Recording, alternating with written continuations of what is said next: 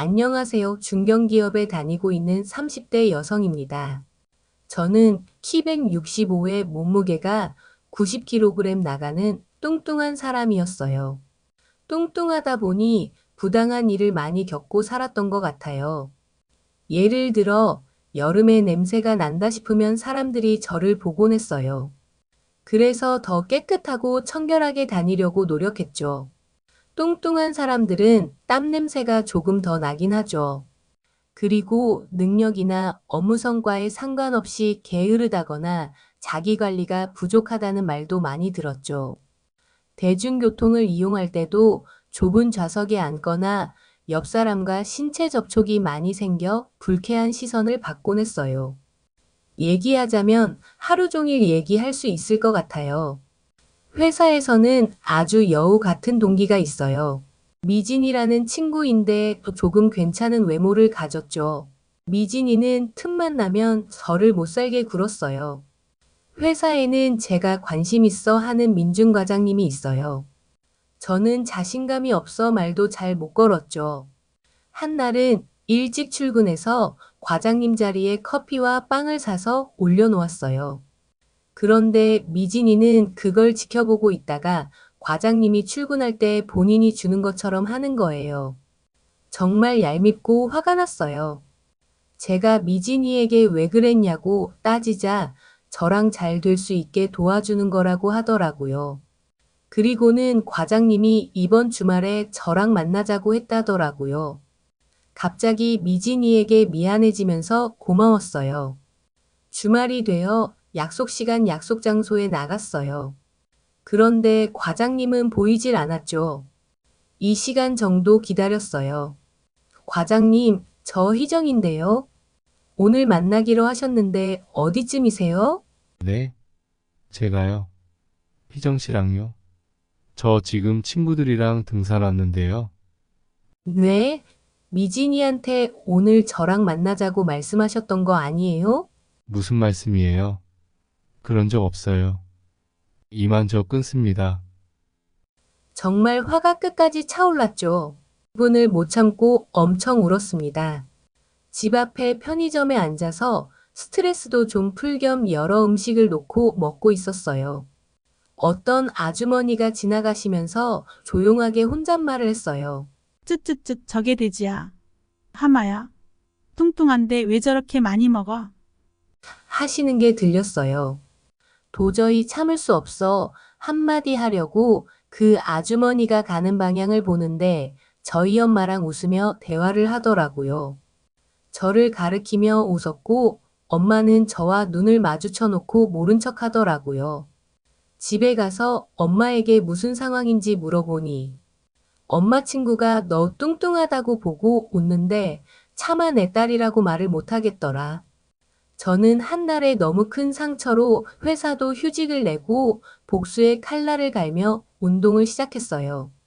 우선 몸과 마음의 건강을 동시에 돌보기로 결심했어요. 전문 트레이너의 도움을 받아 운동 계획을 세우고 영양사와 상담해 저에게 맞는 건강한 식단을 시작했어요. 처음엔 힘들었지만 목표를 정했어요. 단순히 외모만을 위한 것이 아니라 자기 자신에게 더 자신감을 주기 위한 변화였죠. 꾸준한 운동과 식단 덕분에 몇 달 만에 체중이 줄었고 그 변화는 자신감을 끌어올렸어요. 몸이 가벼워질수록 마음도 가벼워졌고 다시 활기를 찾았어요. 몇 달 후 회사에 전혀 다른 모습으로 출근했어요. 체중을 감량한 후 자신감을 얻은 저는 활기차게 일을 하고 더 이상 자신을 부정적으로 보는 사람들의 시선에 주눅들지 않았어요. 게다가 업무 능력이 빛을 발하면서 더 많은 사람들에게 인정받게 되었어요. 과거의 미진의 잔인한 장난 때문에 주눅 들었던 시절과는 완전히 다른 분위기가 만들어졌죠. 어느 날 미진은 여전히 과장님에게 아첨하며 관심을 끌려 하고 있었지만 과장님은 오히려 저에게 더 많은 관심을 보이기 시작했어요. 과장님은 저를 보며 최근에 얼마나 열심히 일하고 변했는지를 눈여겨보고 있었던 거예요. 회의 중에도 제 의견을 먼저 물어보고 점심시간에도 자연스럽게 대화를 나누었어요. 미지는 이런 상황에 불편함을 느끼기 시작했어요. 자신이 중심이었던 자리에서 점점 밀려나고 있다는 것을 느꼈기 때문이죠. 그러던 중 또 한 번 말을 걸며 은근한 비꼼을 시작했어요. 희정아, 요즘 뭔가 많이 달라졌네. 다이어트 성공한 거 축하해. 그런데 너무 무리해서 살 빼는 거 아니야? 건강이 우선인데. 저는 그동안 쌓아온 자신감으로 미진의 말을 가볍게 넘기며 웃었어요. 고마워, 미진아. 하지만 이제는 내가 스스로를 더 돌보고 있어서 걱정하지 않아도 돼. 그리고 나도 많이 달라졌지만 사람 대하는 태도도 한 번씩 돌아보는 게 좋지 않을까? 이 말에 미진은 말문이 막혔죠. 그동안 미진이 자신을 얕보고 장난을 친 기억이 떠오른 저는 더 이상 그런 취급을 받지 않을 거라는 걸 당당하게 말한 것이었어요. 그리고 저는 과장님에게 데이트 신청을 했죠. 과장님은 받아들였어요. 첫 데이트를 하러 가는데 미진이가 길을 막아 서더라고요. 과장님, 어떻게 이럴 수 있어요? 저랑 데이트 하셨잖아요. 바람 피우시는 거예요? 미진 씨 무슨 얘기예요? 미진 씨가 밥 한번 먹자고 해서 팀원의 얘기를 듣고자 한번 먹은 것 뿐이에요. 제가 과장님 좋아한다고 했잖아요. 과장님도 저 좋다고 했잖아요. 네, 미진 씨 좋아하죠. 제 팀원으로서 미진 씨 좋아하죠. 미진이는 눈물을 흘리며 가버렸어요. 얼마나 통쾌했는지 몰라요. 그렇게 과장님과 데이트를 했고 애프터 신청을 했어요. 과장님은 저에게 꾸준한 관심을 보였고 그렇게 저희는 결혼을 하게 되었죠. 미진이는 결혼식에도 참석하지 않았어요. 그렇게 결혼식이 끝나고 매일같이 다시 살찌는 꿈을 꾸게 되었어요. 너무 악몽 같았죠. 살에 대해 너무 예민할 수밖에 없었어요. 시어머니께서 아기를 낳으려면 건강을 챙기라며 보내주신 음식과 보약이 쌓이기 시작했어요. 시어머니는 나를 아껴주는 마음에서 보내주셨겠지만 나는 결혼 후에도 살이 다시 찔까봐 극도로 민감해졌어요. 그래서 남편에게는 비밀로 하고 시어머니가 보내주신 음식과 보약을 몰래 버리곤 했죠. 그러던 어느 날 그 일이 드디어 들통나게 된 날이 찾아왔습니다. 남편이 퇴근하고 집에 들어오자마자 그는 우연히 쓰레기통을 확인하게 됐어요. 그리고 그 안에는 며칠 전 시어머니가 보내주신 보약과 음식 포장지가 그대로 들어 있었죠. 남편은 그걸 보고 굳은 표정으로 나를 불렀어요. 여보, 이거 뭐야? 남편은 쓰레기통에서 꺼낸 보약 포장지를 내밀며 물었어요. 나는 순간 당황했지만 어떻게든 얼버무리려 했어요. 그게 몸에 잘 맞지 않아서 그냥. 하지만 남편은 내 말을 끝까지 듣지 않고 큰 소리로 물었어요. 몸에 맞지 않으면 왜 어머니께 말하지 않고 이렇게 몰래 버린 거야? 왜 나한테도 말 안 했어? 그 순간 시어머니에게 보약을 보내준 것이 얼마나 중요한 일이었는지 깨달았어요. 하지만 나는 늘 살이 다시 찔까봐 걱정이 돼서 그걸 말할 용기가 나지 않았던 거예요. 남편의 얼굴이 점점 더 굳어가는 걸 보며 나는 결국 솔직하게 털어놨습니다. 미안해. 하지만 나는 살찌는 게 너무 두려워. 결혼하고 나서 다시 예전처럼 돌아갈까봐 너무 무섭고. 그래서 음식을 먹지 않았어. 그러자 남편은 한숨을 쉬며 말했다. 여보, 그럼 왜 그걸 어머니께 말씀드리지 않았어? 어머니께서는 내 건강을 위해 신경 써서 보내주신 거잖아. 그렇게 신경 써주셨는데 몰래 버리는 건 아니잖아. 그때 마침 시어머니께서 우리 집에 오셨고 상황은 최악으로 치달았어요. 시어머니는 남편이 화난 목소리로 나를 질책하는 장면을 목격하셨고 곧장 물으셨어요. 무슨 일이니? 저는 말을 잇지 못했지만 남편이 대신 상황을 설명했어요. 어머니가 보내주신 보약과 음식을 몰래 버리고 있었어요. 시어머니는 눈이 휘둥그레지며 나를 바라보셨어요. 그걸 왜? 내 건강을 생각해서 보내준 건데. 어떻게 그럴 수가 있니? 저는 더 이상 변명할 말이 없었고 시어머니께서는 섭섭함을 감추지 못하고 화를 내셨어요. 내가 너를 얼마나 생각해서 보낸 건데. 내 몸을 위해서, 아기를 위해서 보내준 건데. 내가 그렇게 몰래 버릴 줄은 몰랐다. 그렇게 나를 믿지 못하겠니? 저는 아무 말도 할 수 없었고 남편은 끝까지 나를 질책하며 그날은 완전히 어색한 분위기로 끝났어요. 시어머니의 눈빛 속에는 실망과 분노가 가득했고 남편 역시 나를 이해하지 못한 채 화가 나 있었습니다. 그 순간 나는 결혼 후에도 계속해서 살에 대한 불안에 시달리며 했던 행동들이 결국 이렇게 큰 문제를 만들었다는 것을 절감했어요. 임신을 하면 운동도 많이 못하게 될 거고 다시 살찔 거라는 불안감에 임신을 하지 않으려 했죠. 그런데 어느 날 임신을 하게 되었어요. 임신 소식을 알게 된 순간 남편과 시어머니는 기쁨을 감추지 못했어요.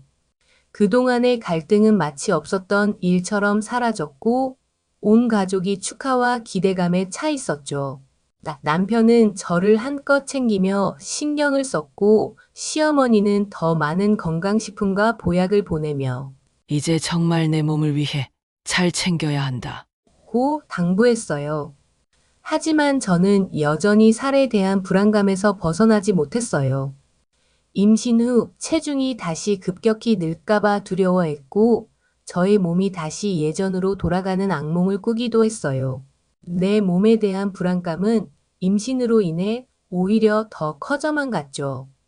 처음 임신 소식을 들었을 때 모두가 저를 위해 좋은 음식들을 권했고 나는 그런 기대 속에 먹어야만 했어요. 하지만 살이 찌는 것에 대한 두려움이 너무 컸어요.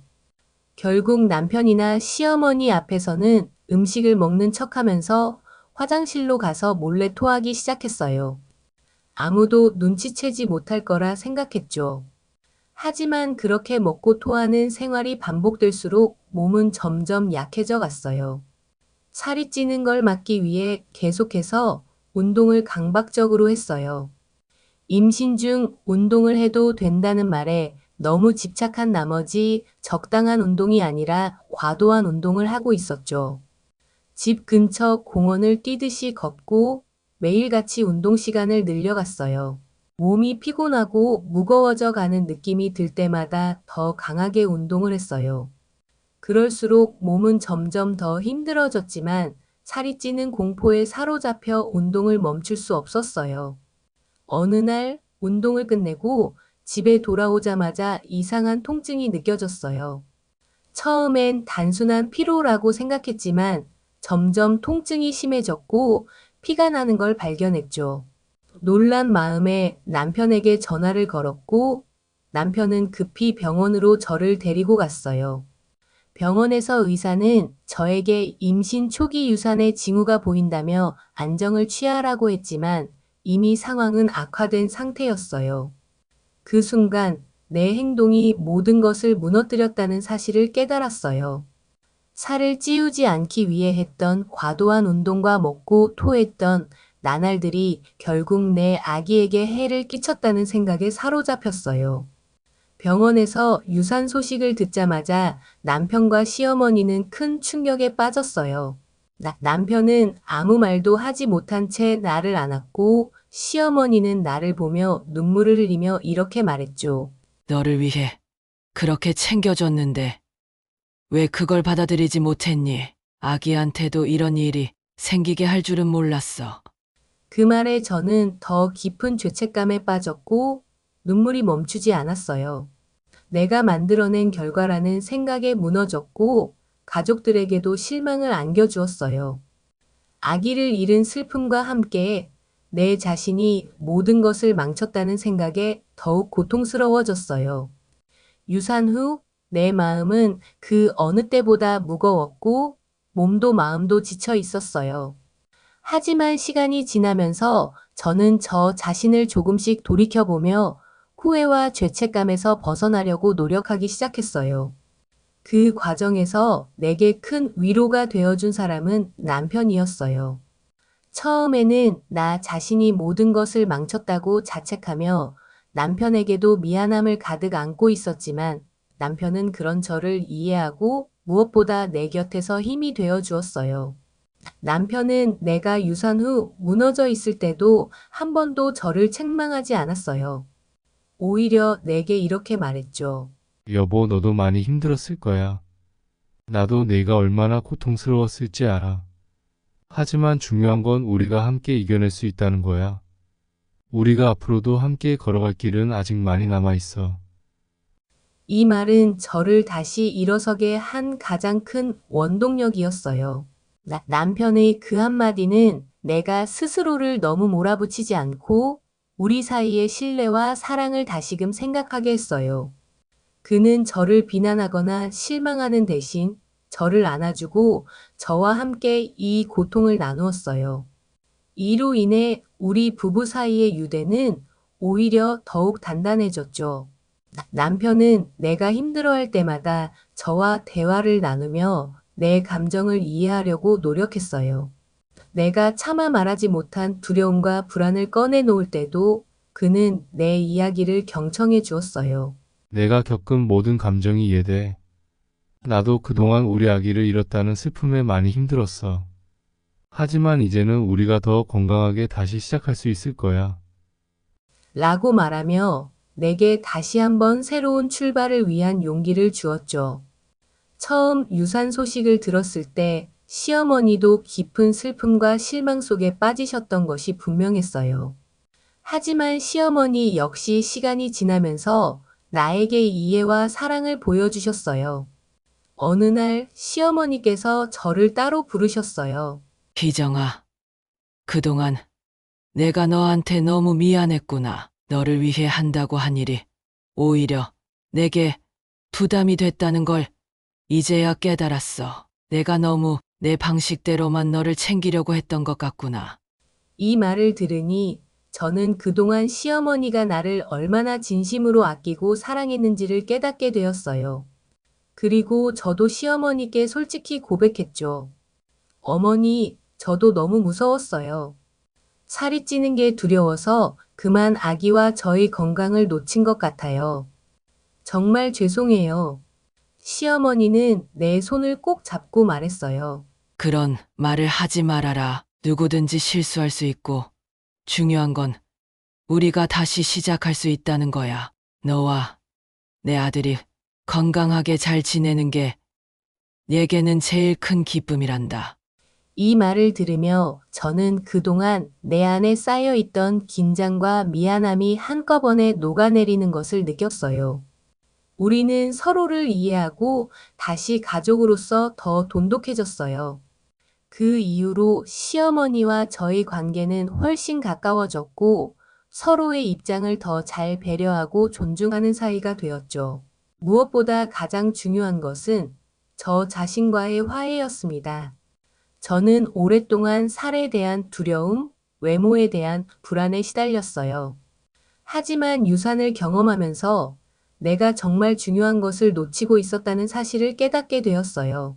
내 몸을 사랑하지 않고 내 자신을 지나치게 몰아붙이면서 진정한 행복을 누릴 수 없다는 걸 알게 된 거죠. 그래서 저는 조금씩 저 자신을 더 받아들이고 더 사랑하는 법을 배우기 시작했어요. 남편과 시어머니의 따뜻한 지지 덕분에 저는 마음의 짐을 내려놓고 내 몸과 마음을 더 건강하게 만드는 방법을 찾기 시작했어요. 저는 더 이상 체중을 줄이기 위해 무리한 운동을 하거나 음식을 억지로 제한하지 않았어요. 대신 균형 잡힌 식단을 유지하고 가벼운 운동을 하면서 몸과 마음을 모두 건강하게 만드는 데 집중했죠. 내가 저 자신을 사랑하기 시작하면서 내 마음속에 있던 불안과 두려움은 점차 사라졌어요. 몇 개월이 지나면서 저는 다시 차분히 몸과 마음을 다스리며 지내게 되었어요. 남편과 저는 함께 앞으로의 계획을 세우며 다시 한번 부모가 될 준비를 하기로 했어요. 이번에는 서두르지 않고 천천히 우리 둘 모두가 행복하고 건강한 상태에서 새로운 생명을 맞이할 준비를 하기로 했죠. 저는 이제 살에 대한 집착에서 벗어나 내 자신을 있는 그대로 받아들이고 사랑할 수 있게 되었어요. 남편과의 관계도 시어머니와의 관계도 훨씬 깊고 안정적이 되었고 저는 스스로에게 자부심을 느끼기 시작했어요. 무엇보다 내 몸을 아끼고 저 자신을 더 소중히 여기는 삶을 살기로 결심했죠. 그리고 몇 년이 지난 후 우리는 다시 임신 소식을 듣게 되었어요. 이번에는 정말 차분하고 행복한 마음으로 아이를 맞이할 준비를 했어요. 남편과 함께 매일 산책을 하고 건강한 음식을 즐기며 아기가 건강하게 자라는 모습을 지켜봤어요. 시어머니도 여전히 우리를 챙겨주셨고, 이번에는 더 여유로운 마음으로 임신 기간을 보낼 수 있었죠. 결국 우리의 두 번째 임신은 무사히 지나갔고, 우리는 건강하고 사랑스러운 아기를 만나게 되었어요. 그 순간 나는 그동안의 모든 고통과 아픔이 보상받는 느낌을 받았어요. 우리 가족 모두가 함께 기뻐하며 아기의 탄생을 축하했죠. 이제 나는 내 몸과 마음을 더 잘 돌보는 법을 배웠고, 무엇보다도 스스로를 사랑하는 법을 알게 되었어요. 살이나 외모에 대한 불안이 아닌 내 안에 있는 진정한 가치를 찾아가는 과정 속에서 나는 더 강해지고 더 행복한 삶을 살게 되었어요. 그리고 그 여정에는 나를 지지해준 사랑하는 사람들, 남편과 시어머니가 함께 있었기에 가능한 일이었죠. 끝으로 나는 깨달았어요. 진정한 행복은 외모나 체중에 달린 것이 아니라 내가 나 자신을 어떻게 사랑하고 주변 사람들과 어떻게 연결되어 있는지에 달려 있다는 것을. 이 깨달음 덕분에 나는 더 행복하고 평온한 삶을 살게 되었습니다.